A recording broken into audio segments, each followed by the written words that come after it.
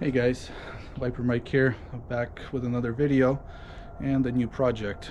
So just to give you a bit of an update, the G63, I mean, it's pretty much all done. Not much left for me to do on there. Well, actually, I moved it this morning and I noticed that I decided to get some sort of an oil leak going. You see there's a little bit of a puddle under it, so I'll have to figure that out. But in the meantime, I picked up a new toy for myself to play with. So in the back there, it's that's an '88 Blazer. So I picked it up, just was kind of on marketplace, wasn't really looking for it, but came across it. It's an older restoration. This thing was restored probably about 10 years ago, according to the guy I got it from. It's in pretty nice shape. I mean, it's still a 1988, but it's kind of hard to see in the garage here. Got it for a pretty good deal. Main reason I got it for a deal is because one of the cylinder heads is cracked. So the motor, I don't know much about it. Apparently it's a 350. It's got a little bit of aftermarket parts on it. Looks like it's got some headers and a Edelbrock carb and stuff. But I figured since I'm going to be doing this some motor work, I might as well do a bit of an upgrade. So I came across a 6-liter LS out of a GMC Sierra. This thing apparently has about 100,000 miles on it. So it was a 4x. The transmission is a 4 L80E, but it's the four-wheel drive transmission. So I've been doing some research on these and how people are swapping them and stuff. So in the four-wheel drive transmission, the vehicle speed sensor is on the transfer case. So, but in these old transfer cases, like the one that's in the Blazer, it's an NP208. It doesn't have a speed sensor. It's a cable-driven speedometer. So I'll have to figure that out.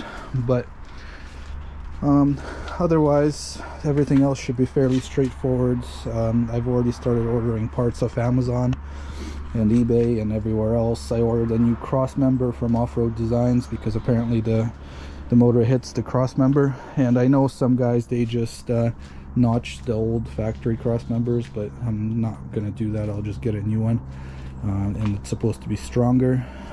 Motor wise, this thing's in decent shape. I'm gonna take it apart and clean it up. I'm probably just gonna put a cam in it, some valve springs, maybe do the valve stem seals, change the oil pan gaskets and that sort of thing. I might change the intake on it just because the truck intake is so ugly. And it's also actually, it's drive-by-wire, so I still haven't decided what I'm gonna do, if I'm gonna reuse the factory wiring or if I'm gonna get an aftermarket swap harness. And then I could also do a complete standalone on it, like a Holly or something similar. But otherwise, it should all kind of go in the truck without too much hassle. So I think what I'm gonna do today is I'm gonna start by taking off the front end. That way it'll kind of give me more access to it. I'll probably leave the fenders on because I don't want to have to mess around with putting those back on. So I'll just take the grill out, the rad and all that. It's got some aftermarket electric fans and stuff that somebody put in. I don't even know if those things work or what. I mean, maybe that's the reason why this motor overheated in the first place and cracked the head, maybe because those fans don't work. But I'll probably take those out. I'll get some better electric fans. And anyway, so this should be a fun little project, something a little different on the channel. I've never done any sort of an LS swap into anything, so that should be fun. I'll try to make a nice, concise parts list for everybody. I've been watching a ton of videos on YouTube about other people doing LS swaps in these square bodies, and I've probably watched about 50 hours of videos so far, and I still don't know everything that needs to be done. and everybody kind of has their own way of doing things. So I'll kind of document the way I'm doing this swap, and hopefully it helps somebody in the future. So that's a bit of an update for you guys. Thanks for watching, and I'll start making videos about doing this swap and uploading them as soon as I can. If you have any questions or any suggestions of what I should do, please let me know in the comments. And I appreciate all you guys that are leaving good comments on my previous videos. They really help me stay motivated and keep making videos for you guys. Thanks, have a good one.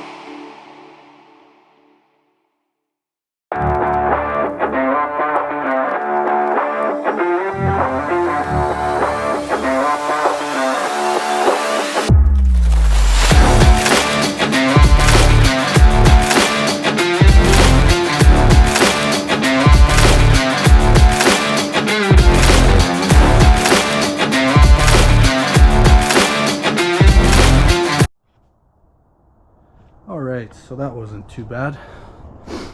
Probably took me, I'd say maybe about 2 hours to get the front end off this thing, and that's me never having done this before.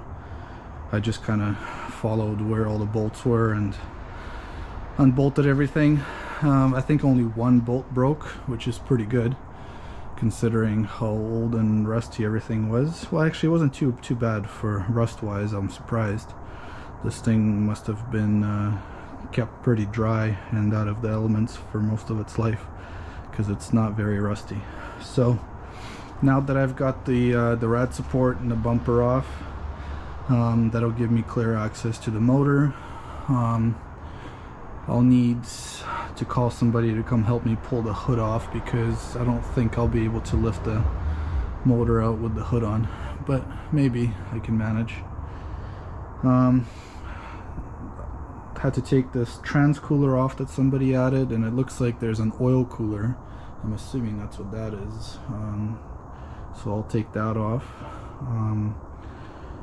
And I mean, it's pretty straightforward otherwise.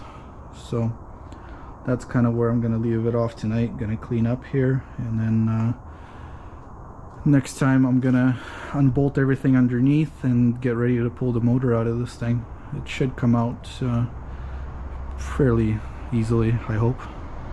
So we'll pick it back up when I'm getting ready to pull the motor out. Thanks for watching, guys, and more videos coming.